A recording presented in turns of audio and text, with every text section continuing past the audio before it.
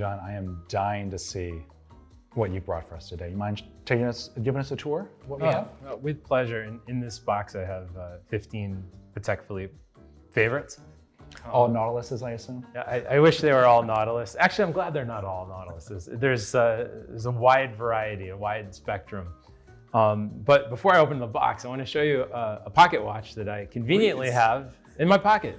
So it's important to note that although very few people wear pocket watches, it's still part of the history of the company. So I wanted to show you this exceptional minute repeater, which is from 1879. And it'll be fun. We'll engage the repeater while it's on the box, and we'll see how it sounds.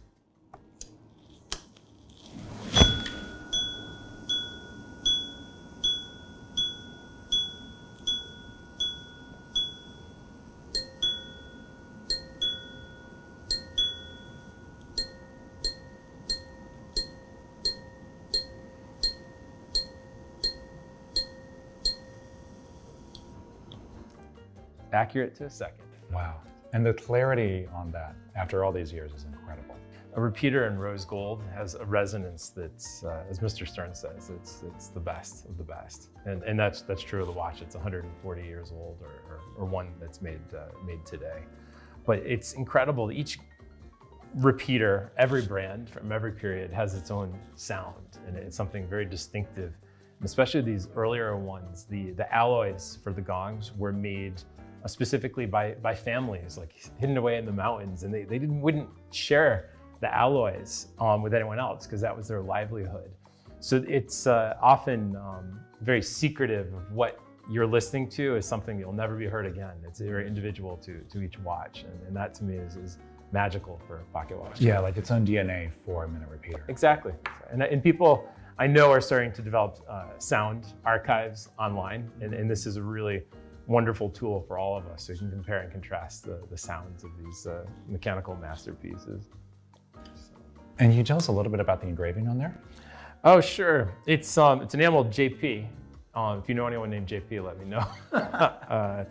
I don't remove engravings. I love that it's part of the original history, and I don't know the name of this person's full name. It's a fantastic piece, and the numeral style on there is especially attractive. You have a good eye. This is the radial Arabic version. You sometimes see Roman, you sometimes see Arabic, but they're all vertical. But this is radial from the center in the layout, which is really quite elegant, and of course a chronograph too, because so you can time things simultaneously. So, all right, well, we'll close this and open that.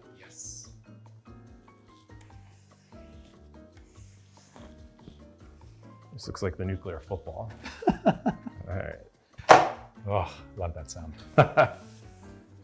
Wow. So here we have a selection of Patek Philippe watches that are indicative of the pieces that I inventory.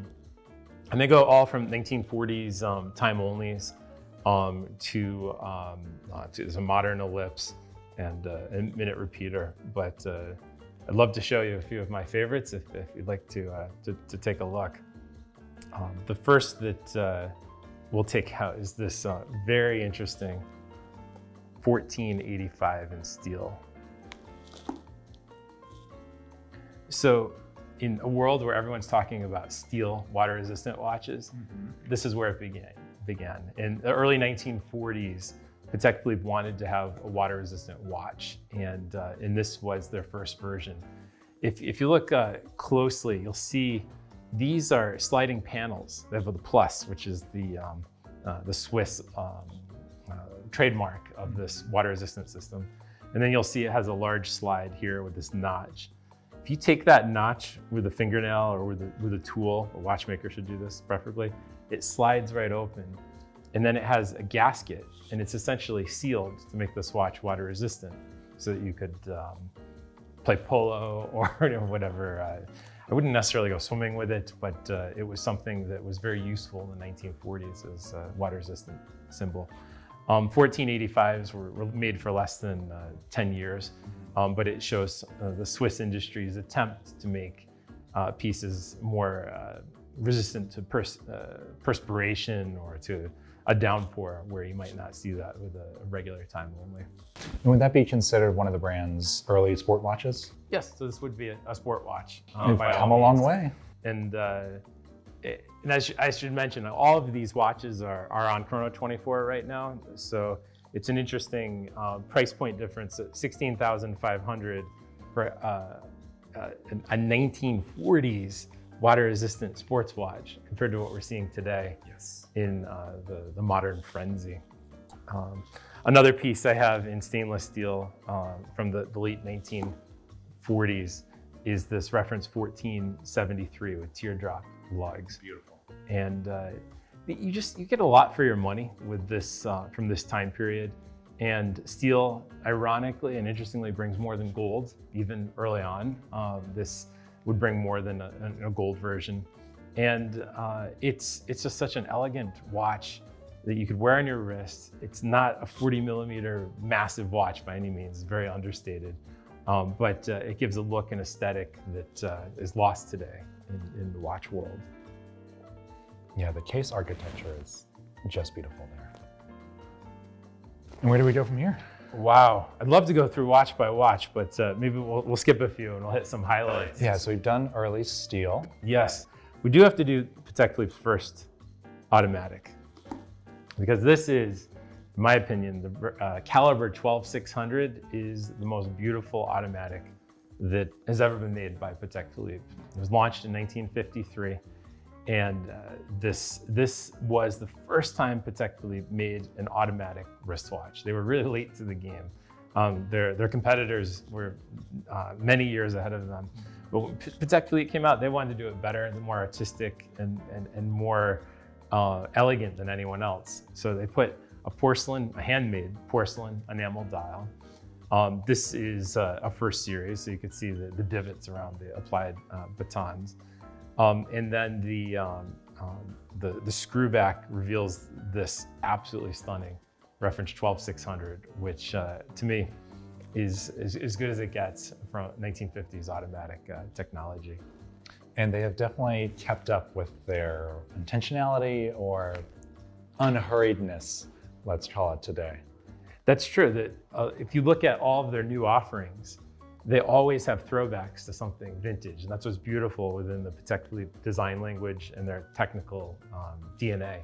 There's always some sort of throwback, whether it's the dial production, the case production, or the overall aesthetic. It all ties back to the originals that we see.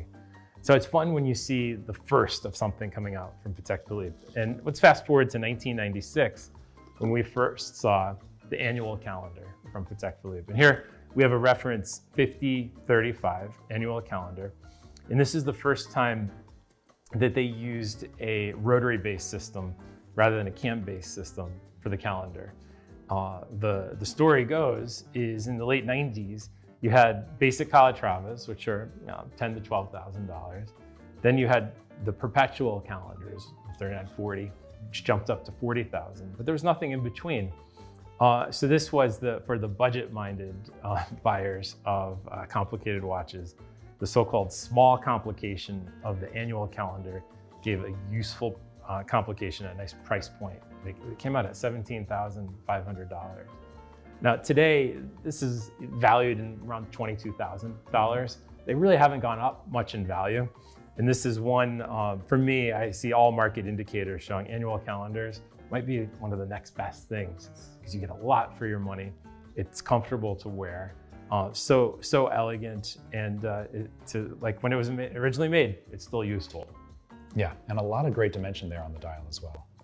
You're right. It has this depth with the applied Roman numerals that even with current production, you don't see that same aesthetic. So where do we go from here? I'd like to show you one more annual calendar. 5396. And as we were discussing in design language, there's always this continuation within the world of Patek Philippe. And here we have a watch that's now, it's about 15 years old, but the dial is based on the 1930s dial that you can see at the Patek Philippe Museum in Geneva. And this is the famous sector dial. And you'll even see the layout of the Patek Philippe signature is true to what we see in the 1930s. But this deco aesthetic is so pleasing to the eye. And here's the test of true Patek Philippe design. Would this watch have been attractive in the 1930s? Yes. Was it attractive in 2005? Yes. And it's attractive today. It's a safe bet in 10, 15 years, this watch will still be pleasing to the eye. And it'll be fun to see where these annual calendars go and the collections in the future.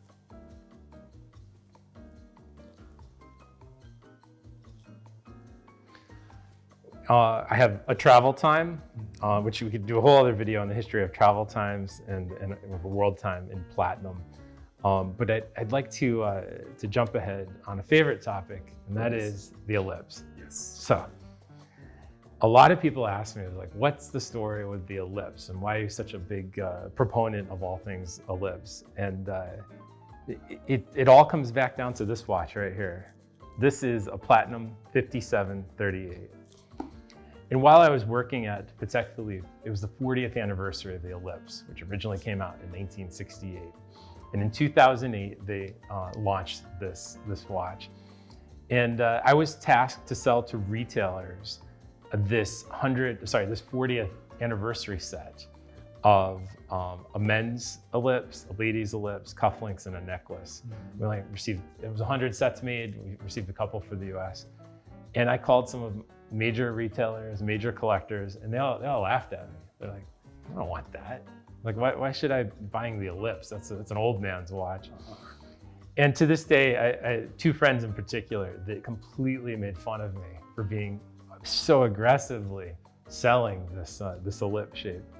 So when I started collectability, I was trying to look for an iconic look, an iconic watch that represented all things Patek Philippe. It was not a Nautilus. And for me, the ellipse is the design, the form that is more Patek Philippe than anything else that's ever been made in their history. And indeed, like from the late 60s all through the early 90s, this is the look that Patek Philippe was pushing. And for good reason. It's attractive to the eye. Forget about what social media tells us, what others tell us. If you just look at this watch and you see its shape, it's designed based on the golden section to be attractive and beautiful. It's fun. You take any supermodel and you look at the division of their head, of the height and weight ratio of their head, it's going to be perfectly to the form of the golden ratio, approximately 1.6 to 1. The Mona Lisa, perfectly that ratio, 1.6 to 1. Throughout nature, we see this golden section in everything. Even the way our bodies are constructed, each ratio of our knuckle goes down that same ratio all the way through. We see it in plants, we see it with animals, we see it everywhere. So we're designed to find this attractive. So the ellipse has this deep dark secret to it, which I find fascinating. And I can't stop buying ellipse watches, and I am having fun sharing this with others because more people are starting to look at these in a different way. Now, the ellipse family also closely related to something called the golden circle. The golden circle also came out in the late 1960s, and it's this shape. It's not quite elliptical. Also very attractive. And this is a reference 3604 in white gold. I'm a big fan of the blue dials, this so-called blue gold. It's for me, I think it's about classic Patek Philippe as you can get. And then, of course, I have another golden circle here, which has an insignia on. This is from the late 70s. That's the original tag. Oh wow, the lines on this are beautiful. Isn't it really? So it's not quite an ellipse, so you can see how it's closely related. But there's something on the dial which you might recognize, and that's the Iraqi eagle above 6. And written right below Patek Philippe in Arabic, it says Saddam Hussein. And interestingly, his regime was a big client in the late 1970s of Patek Philippe, and this was the type of piece that was given as a gift. This one was given to a gentleman in Texas and was never worn for reasons I don't know. We can only guess. But it's fun to have these little pieces of history. Yeah, that's a good way to put it. Fast forward, we mentioned the 3940 earlier. Let's take a look at this piece. Now, this particular 3940, you'll notice the sunken registers and this very early font. This piece is from 1987 and is a first series 3940. Fantastic. And the first series, these are vintage watches through and through. 3940s are very attractively priced. First series, they're, especially over the past year, we keep seeing them go up higher and higher in price. And approximately $80,000 today, and it'll be fun to see what it brings tomorrow. What makes this one very interesting is the calendar is in German. So you often see these in English, occasionally French. It's very rare to see it in German. And for 3940 collectors, this is the holy grail, is to find a first series. And I'm excited to have this as part of the collection. That is fantastic. Last but not least, we started with a repeater. Now we're going to end with a repeater. A very important one at that. This is reference 3979 from 1989. Patek Philippe stopped making wrist repeaters. It was about in the 1950s and didn't continue, they didn't relaunch it until 1989. And that was for their 150th anniversary. And this 3979 was made in a very limited edition. And what makes it so interesting is, number one, enamel dial. So check, it's a very classic dial, true to what we saw in the 19th century. Second, the case is made by no other than the ultimate case maker of our era, Jean-Pierre Hagman. Hagman cases are considered holy grails. Mr. Hagman now works for Acrivia, for Recepi. That's great. And wow, I just can't say enough about what he's doing today. But the fact that Recepi is working with the most celebrated case maker of the 20th century, Mr. Hagman, is very special. And it's interesting because here in 1989, you have these early cases of the 3979 were all made by Hagman, but no one really speaks about it. And I think it's interesting to know the people behind the watches that made them. And these minute repeaters, the sound they make for such a small watch is quite loud and quite clear. Let's take a listen.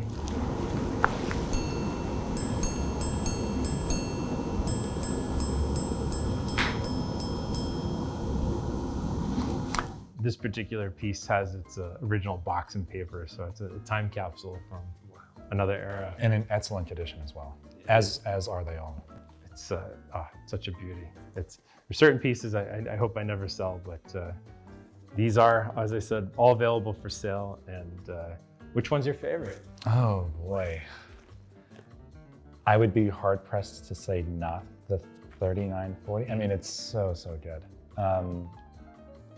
I'm a big fan of an X Factor, so I may have to go with the Black Swan of the group, the Saddam Hussein watch.